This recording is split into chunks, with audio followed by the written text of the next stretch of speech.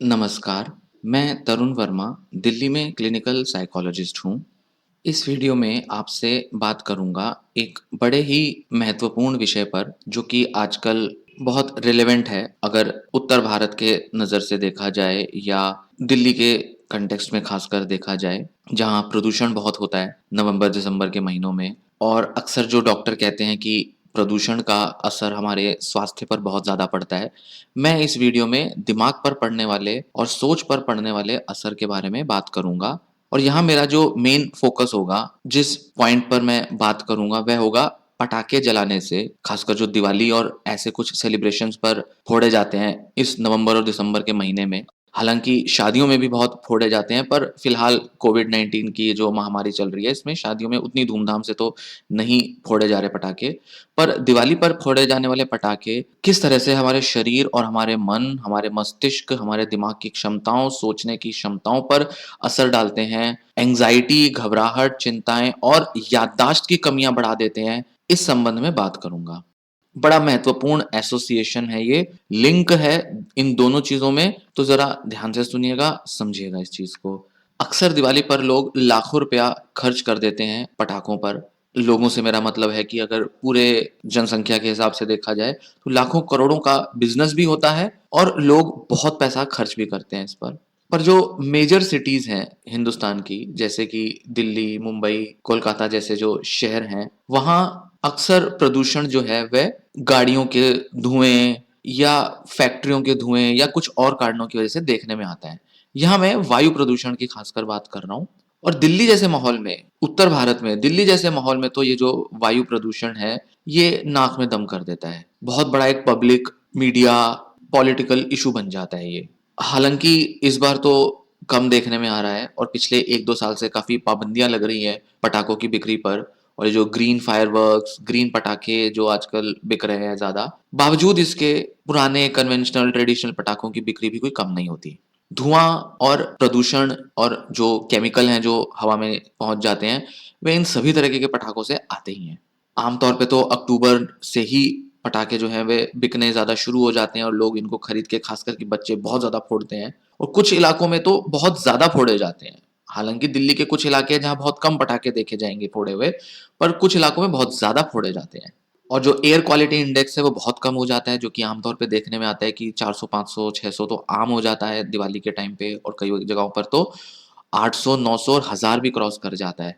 जबकि सामान्य स्तर इसका 50 या ज़्यादा से ज़्यादा 100 होना चाहिए, एक्यूआई जो इंडेक्स है, एयर क्वालिटी इंडेक्स उसका।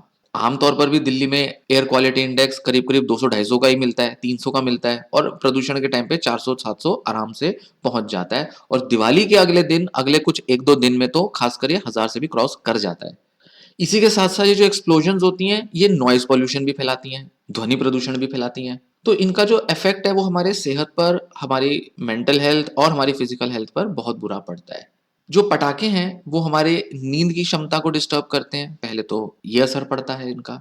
साथ ही साथ इनसे जो अचानक से फटकर जो बहुत तेज़ आवाज़ आती है और उससे जो डरने वाला जो एक फ़ीलिंग पैदा होती है, वो कई कमज़ोर दिल और कमज़ोर दिमाग के लोगों पर लंबा असर छोड़ देती है। हालाँकि हमें इसका अंदाज़ा नहीं होता है, क्योंकि शायद आप अगर सुन रहे हैं, तो आप शायद इतने मेंटली स्ट्रॉन्ग होंगे या फिज़िकली इतने स्ट्रॉन्ग हो सकते हो कि आपको इस बारे में शायद सोचना भी मुश्किल हो कि क्या असर पड़ता होगा।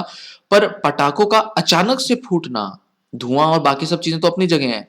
ये कई लोगों में बहुत ज़्यादा डर पैदा कर देती है, ट्रॉमेटिक असर तक ले आती है और बच्चों को अगर देखा जाए तो उनके दिमाग पर तो असर पड़ता ही पड़ता है। और अक्सर ऐसा होता है जब बहुत ज़्यादा पटाखे फूटते हैं, तो कई लोग, खासकर कि बड़ी उम्र के लोग भी, उस दौरान जब तक फूटते हैं, कई लोगों की नींद भी बहुत सेंसिटिव होती है, तो वो इस हद तक डिस्टर्ब हो जाती है कि कई दिनों तक उसका प्रभाव देखने में आता है। जो लोग स्लीप की डिफ़िकल्टी से वैसे ही स्ट्रगल कर रहे होते हैं, उनके ऊपर इन पटाखों की आवाज़ का प्रभाव भी बहुत ज़्यादा आता है। यहाँ हम ख़ैर ध्वनि प्रदूषण पर बात नहीं कर रहे। इससे और क्या होता है, जो पटाखों का जो धुआँ है, वह हमारे फेफड़ों और हमारे खून के रास्ते से जाकर हमारी लॉन्ग टर्म मेमोरी, मतलब हमारी जो याददाश्त है पुराने घटनाओं के बारे में, उसको भी प्रभावित करती है। उससे भी ज़्यादा असर पड़ता है शॉर्ट टर्म मेमोरी पर, जो हमारी वर्किंग मेमोरी होती है, जो हमें रोज़मर्रा के काम करने में यूज़फुल होती है, उस पर बहुत प्रभाव पड़ता है। और साथ ही साथ हमारी नींद की क्षमता पर भी ये धुएँ का असर भी पड़ता है। ये हमारे दिमाग के ऐसे हिस्सों को प्रभावित करता है ये धुआं, जो हमारे में ना ही सिर्फ याददाश्त की कमी ले आता है, हमारे सोने और जागने की जो साइकिल है, सोने की जो क्षमता है, ड्यूरेशन है, उसको भी प्रभावित कर देता है।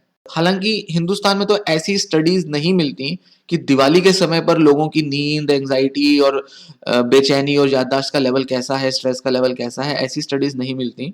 पर दूसरे देशों में, खासकर कि अमेरिका में, जब उनका स्वतंत्रता दिवस होता है 4 जुलाई को हर साल, तो वहां बहुत पटाखे फोड़े जाते हैं। उस समय काफी स्टडीज की गई और ये देखा गया कि उस पीरियड के दौरान लोगों में बहुत ज्यादा स्ट्रेस, एंजाइटी और इरिटेबिलिटी, चिड़चिड़ापन बहुत मिलता है, बेचैनी और घबराहट बहुत मिलती है। यहाँ तक कि वे ज्यादा उदास भी रहने लगते हैं, उनमें उदासी का लेवल भी बढ़ जाता है। हालांकि कहना चाहिए तो सेलिब्रेशन का टाइम है, उसमें तो लोगों को खुश होना चाहिए। तो फिर उस पर्टिकुलर इलाके में, यहाँ जैसे कि हम कह सकते हैं कि जो लॉस एंजलिस, न्यूयॉर्क, वॉशिंगटन जैसे जो इलाके हैं, वहां पर जो बहुत ही पॉपुलेटेड इलाके हैं, बहुत ही व्यस्त रहने वाले इलाके और बहुत ही ज्यादा भीड़ भाड़ वाले इलाके हैं, वहां पर ऐसा फर्क देखने में आता है कि सेलिब्रेशन के टाइम पे, जब भी कोई उत्सव होते हैं, कोई इवेंट होते हैं जहां पटाखे बहुत ज्यादा फोड़े जाते हैं, कुछ लोगों में जो कि सेंसिटिव होते हैं प्रदूषण के प्रति, भले ही वह वायु प्रदूषण हो या ध्वनि प्रदूषण हो, हालांकि वायु प्रदूषण का इफेक्ट ज्यादा देखा गया है, तो उन लोगों में उनकी स्ट्रेस लेवल्स बहुत ज्यादा बढ़ जाते हैं और जैसा कि बताया, बेचैनी और उदासी भी बढ़ जाती है। तो ये बिल्कुल उल्टे प्रभाव देखने में आए, इस हिसाब से हम कह सकते हैं। क्योंकि जब उन इलाकों से कंपेयर किया जाता है जिन इलाकों में प्रदूषण ज्यादा नहीं है, पटाखे ज्यादा नहीं फोड़े जा रहे, उन इलाकों में सेलिब्रेशन के टाइम पर, खासकर जो स्वतंत्रता दिवस होता है अमेरिका का, वहां लोगों में उतना चिड़चिड़ापन और उदासी और बेचैनी नहीं देखने में आती। तो हम ये कह सकते हैं कि प्रदूषण के प्रभाव की वजह से ही कहीं ना कहीं उदासी, चिंता ज्यादा देखने में आई। इससे क्या होता है, लंबे समय में जब उन लोगों को फॉलो किया जाता है, स्टडीज का जब वो पार्ट बनते हैं, तो देखा जाता है कि उनकी हेल्थ, उनकी लंग्स की कंडीशन, उनकी हार्ट की कंडीशन और उनके ब्लड लेवल्स में भी कई सारी ऐसी प्रॉब्लम्स देखने में आती हैं, जो उनके शरीर में कई तरह के बीमारियों के लक्षण पैदा करती है। अस्थमा, न्यूमोनिया तो बहुत आम समस्याएं हैं जो ऐसे में ज्यादा देखने में आती हैं। इसके अलावा उनमें बहुत ज्यादा थकान, सरदर्द और शरीर में बहुत बेचैनी और रेस्टलेसनेस भी देखने में आती है। ऐसा कुछ शोधकर्ताओं का देखना है, मानना है। इससे क्या होता है, हमारे शरीर का जो इम्यून सिस्टम है वह बहुत प्रभावित होता है, जिससे हमारी बॉडी की, शरीर की रोगों से लड़ने की क्षमता भी कम हो जाती है। और ऐसा तक देखा गया है कि 3 से 6 महीने बाद भी ये प्रभाव जो है वो देखने में आते हैं। ये अमेरिका के हिसाब से डेटा है, जहां सिर्फ कुछ ही दिन, कुछ हफ्ते ही केवल प्रदूषण का स्तर ज्यादा होता है, और वो भी कुछ ही इलाकों में। हिंदुस्तान से अगर कंपेयर करें, दिवाली के माहौल में, नवंबर में पराली की वजह से जो दिल्ली में प्रदूषण का माहौल होता है, और दिल्ली के आसपास के इलाके, हरियाणा, पंजाब और उत्तर प्रदेश के इलाकों में अगर देखा जाए, या इसका प्रभाव अगर बड़े बड़े शहरों में आने वाले जो प्रदूषण के जो स्तर हैं उसके ऊपर अगर देखा जाए, तो ना जाने कितना बड़ा असर पड़ता होगा। बहुत सी बीमारियां साइलेंट तौर पे उत्पन्न होती होंगी, जिसका हमें यह नहीं पता चलता होगा कि कारण शायद प्रदूषण था, और हम शायद बहुत सामान्य तौर पे कह देते हैं कि खान पान या किसी और वजह से हुआ होगा। नहीं, प्रदूषण का असर पड़ रहा है हम लोगों पर।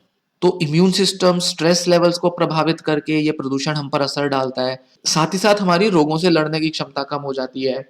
और जब थोड़े बदलाव आने लगते हैं, जैसे चिड़चिड़ापन, उदासी और ये सब, इसका ओवरऑल मेंटल हेल्थ पर भी असर पड़ता है, हमारे काम करने की क्षमता पर, हमारे रोजमर्रा के जीवन में उसकी क्वालिटी पर, हमारे परफॉर्मेंस पर, उन पर भी असर पड़ता है। और ऐसा बहुत से शोधों में देखा गया है कि जब हमारे स्ट्रेस और एंजाइटी के लेवल्स बढ़ जाते हैं, हमारा इम्यून सिस्टम इफेक्ट हो जाता है, तो उसका डायरेक्ट लिंक होता है, मतलब एक की वजह से दूसरा प्रभावित होता है।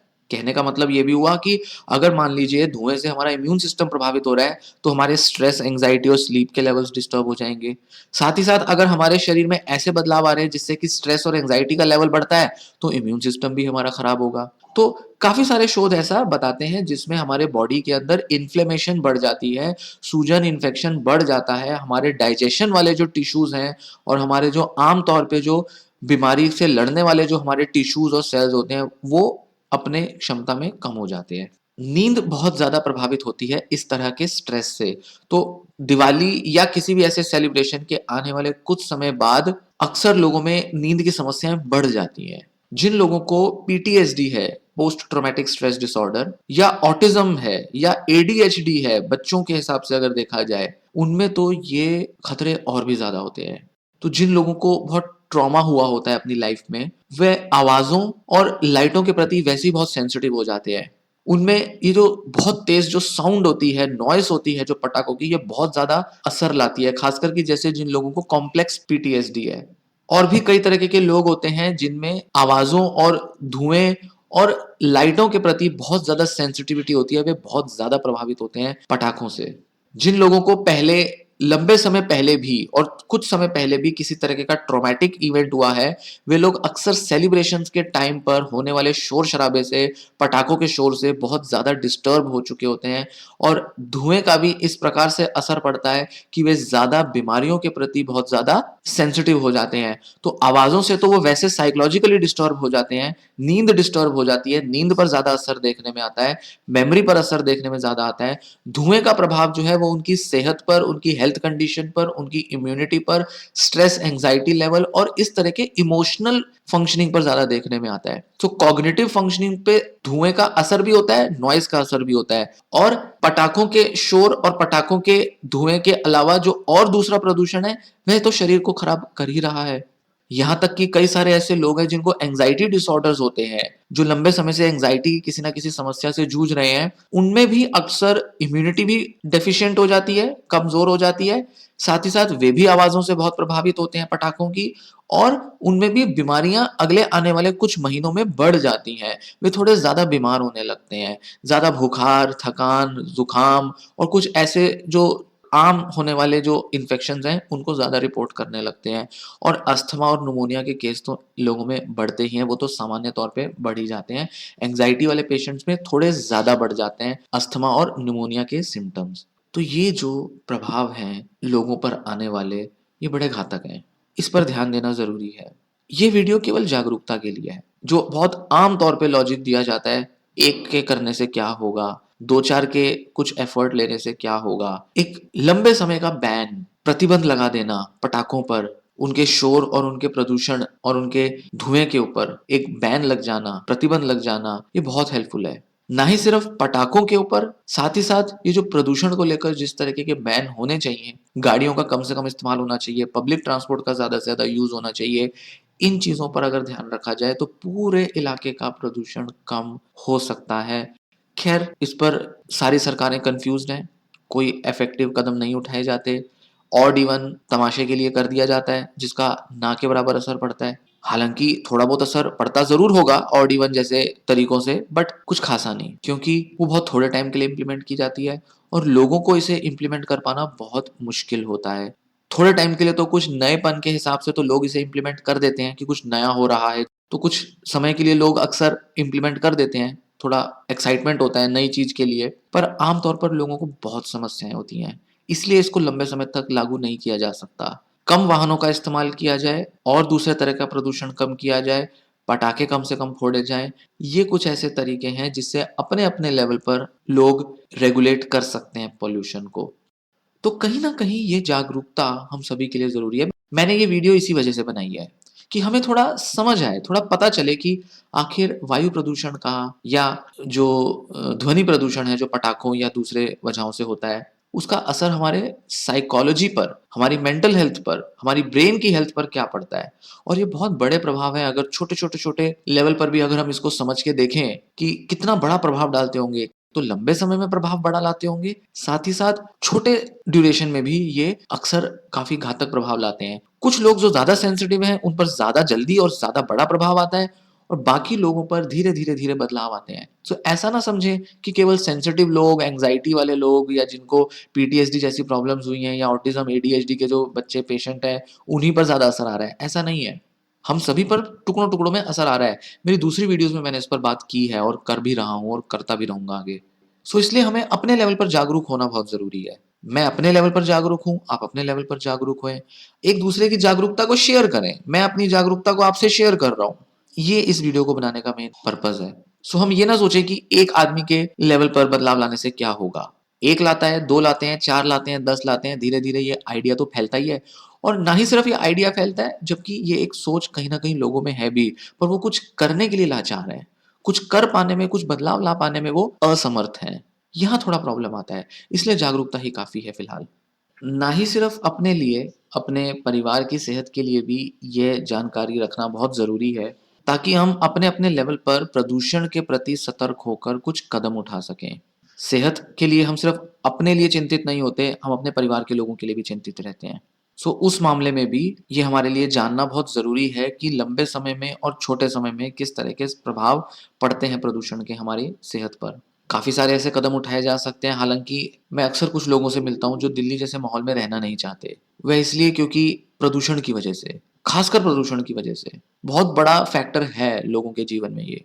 लोग जागरूक भी हैं, लोग इस पर कई कदम उठा भी रहे हैं। एक तो कारण है भीड़-भाड़, ट्रैफ़िक, यहाँ की लाइफ़स्टाइल, लाइफ़ कंडीशंस, एक तो वो कारण बनती है लोगों के लिए अक्सर दिल्ली जैसा माहौल छोड़ने का। कुछ लोग आजकल ऐसे भी देखने में आ रहे हैं जिनसे मैं अक्सर मिलता रहता हूँ, जो सुनने में भी आता रहता है, देखने में भी आता है कि कुछ लोग केवल अपना घर इसीलिए बदल लेते हैं क्योंकि दिल्ली में प्रदूषण बहुत ज़्यादा है, वायु प्रदूषण और ध्वनि प्रदूषण बहुत ज़्यादा है। कुछ लोगों को बहुत ज़्यादा प्रभावित करता है ये प्रदूषण और हमें ये समझना ज़रूरी है। उनमें आप भी हो सकते हैं या आपकी कोई पहचान का व्यक्ति हो सकता है, कोई भी हो सकता है। ऐसा नहीं है कि कुछ लोग जो ज़्यादा सेंसिटिव हैं, वो घर छोड़ के चले जाएँ अपने दिल्ली से, वही ज़रूरी है। सवाल यहाँ पे वो नहीं है। सवाल यहाँ पे ये है कि वो लोग जानते हैं कि प्रदूषण का असर उनकी सेहत पर क्या पड़ रहा है। वो सेंसिटिव हैं, तो वो हमें बताते हैं कि हाँ, देखो असर पड़ता है। हम लोग सेंसिटिव नहीं हैं, इसका मतलब ये नहीं असर नहीं पड़ रहा। इसका मतलब ये है कि वो पड़ रहा है पर धीरे-धीरे, धीरे-धीरे पड़ रहा है। और वीडियोज़ में आप मेरी इस तरह की जानकारी ले पाएँगे कि धीरे-धीरे, धीरे प्रदूषण, ख़ासकर ये वायु प्रदूषण हमारी सेहत और हमारे मानसिक स्वास्थ्य पर किस तरह से असर डालता है। इस वीडियो को ज़्यादा से ज़्यादा लोगों तक पहुँचाएँ, लाइक करें, चैनल सब्सक्राइब करें क्योंकि चैनल सब्सक्राइब करने से ज़्यादा लोग इसको देख पाएँगे। ज़्यादा लोगों तक यूट्यूब खुद ही ये वीडियो पहुँचा देगा। शेयर करने से, ज़्यादा लोगों के देखने से भी यूट्यूब इसे ज़्यादा से ज़्यादा लोगों तक पहुँचाएगा। तो अगर आपको ये वीडियो पसंद आया तो शेयर ज़रूर करें, लाइक ज़रूर करें और कमेंट भी कर दें। कुछ अपने सजेशंस हों, कुछ अपने व्यूज़ हों, कुछ अपने कमेंट्स हों, वीडियो अच्छी लगी, खराब लगी, क्या और होना चाहिए था, क्या इसमें और कंटेंट हो सकता था, इस बारे में बात करें। आगे मैं इस पर और भी वीडियोज़ बनाऊँगा, वह भी देखते रहिएगा। यह वीडियो यहीं समाप्त होती है। धन्यवाद।